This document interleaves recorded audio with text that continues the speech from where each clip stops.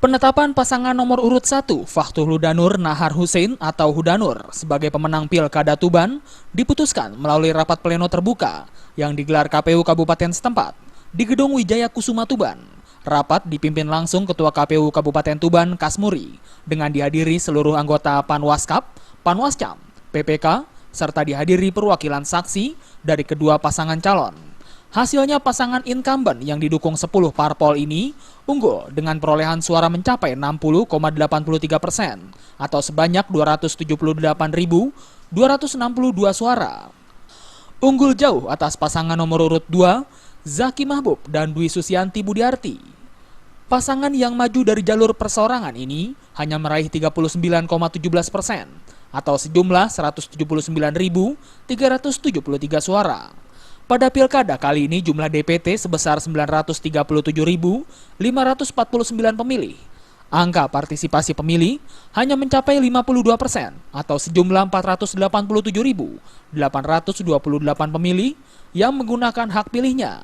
Sementara sisanya sebanyak 48% pemilih adalah golput.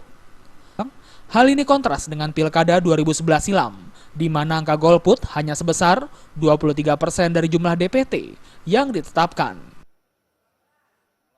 Hudanur itu memperoleh perolehan suara sebesar 278.262 suara. Sementara pasangan calon Jadid memperoleh perolehan suara sebesar 179.373 suara. Kalau untuk kehadiran sendiri berapa persen? Tingkat kehadiran pada Pilkada Tuban tahun 2015 itu sebesar 52%. Kalau dengan targetnya? Memang untuk Pilkada tahun ini rata-rata angka partisipasi pemilih di tiap kabupaten menurun.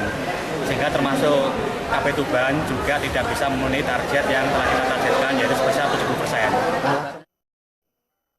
Terdapat banyak faktor penyebab tingginya angka golput di Tuban. Di antaranya persoalan waktu pencoblosan yang bersamaan dengan waktu bercocok tanam.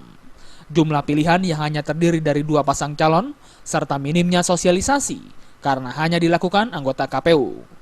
Dari Tuban, Jawa Timur, Sumali Malwapati melaporkan.